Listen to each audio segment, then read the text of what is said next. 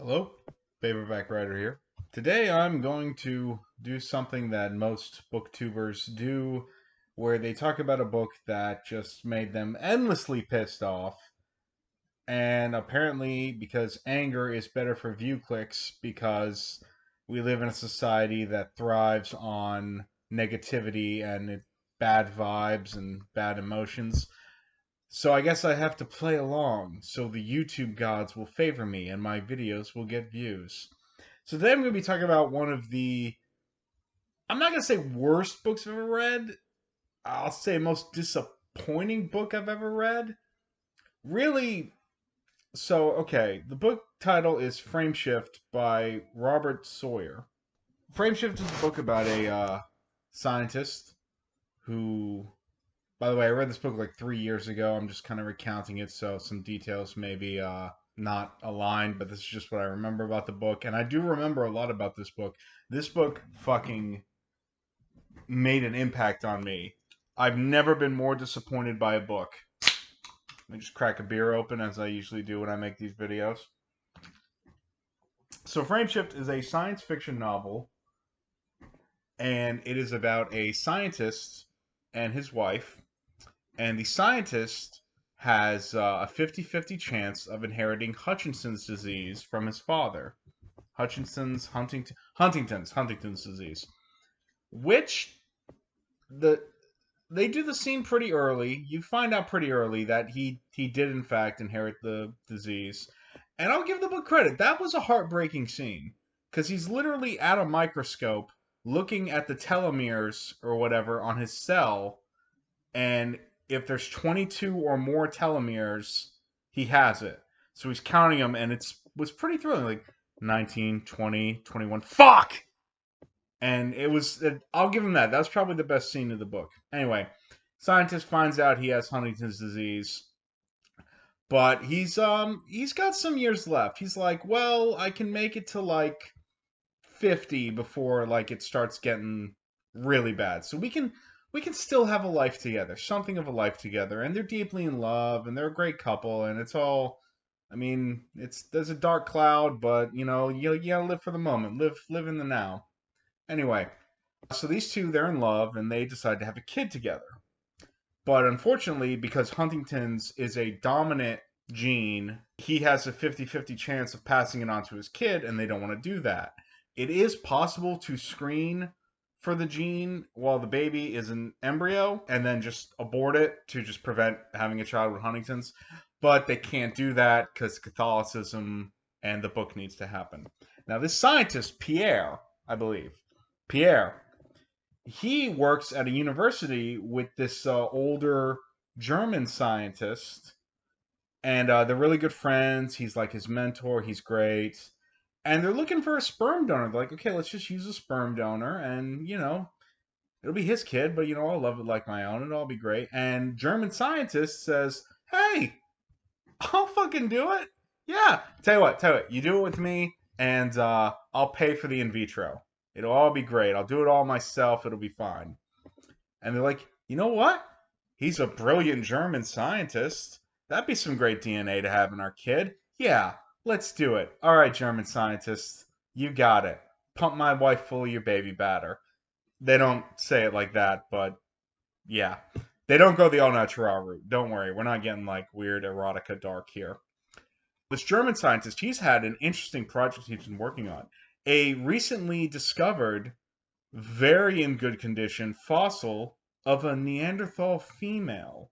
And he's been doing research on that, and it's all very interesting. Now, meanwhile, while all this is happening, in a side story, a some Jewish guy is hunting Nazis who live in America and escaped and changed their names after the war. And surprise, surprise, big twist that's on the back of the book. The German scientist who's going to in vitro the wife used to be a death cab guard at concentration camp. So that's not a good thing. You don't want to have a Nazi baby. No one wants a Nazi baby. They do the in vitro. They implant it. The German scientist does it himself, implants the seed in her, and then they find out. later that the Nazi hunter comes to them and says, "Hey, yeah, you're a professor who works at this university. He's a friggin' Nazi." By the way, I don't know, like, can I say Nazi? Like, does YouTube algorithm not like Nazi? I see a lot of videos censor Nazi. Whatever, I don't care about ad revenue. I just want to make book sales.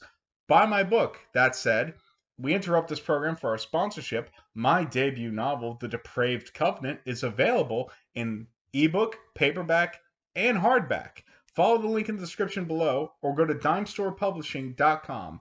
That's dimestorepublishing.com. It's right on the front page. Get it now. Anyway, back to the show. So now she's pregnant, and they have to wrestle with the fact that, oh my god, a Nazi impregnated me. By the way, there's some subplot about insurance company screening embryos to not give insurance to people with genetic defaults.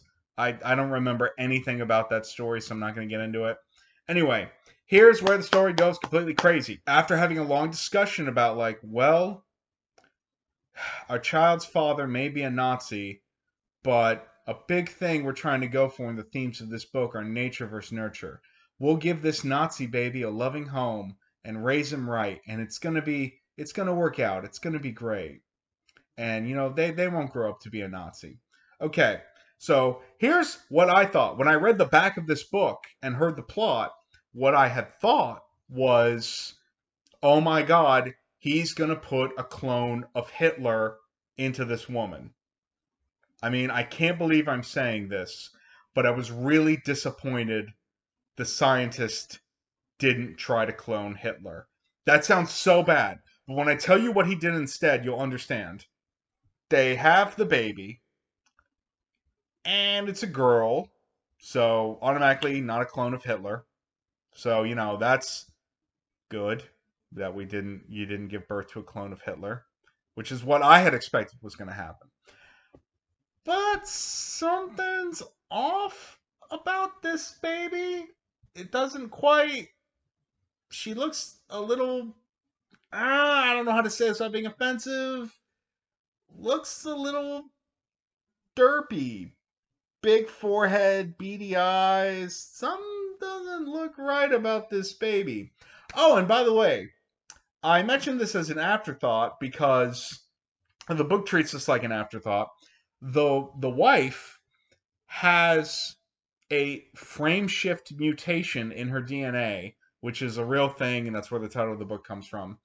She can read minds. How she didn't read that the German scientist was a Nazi before any of this happened, I either don't know or forget. Maybe they didn't go into it.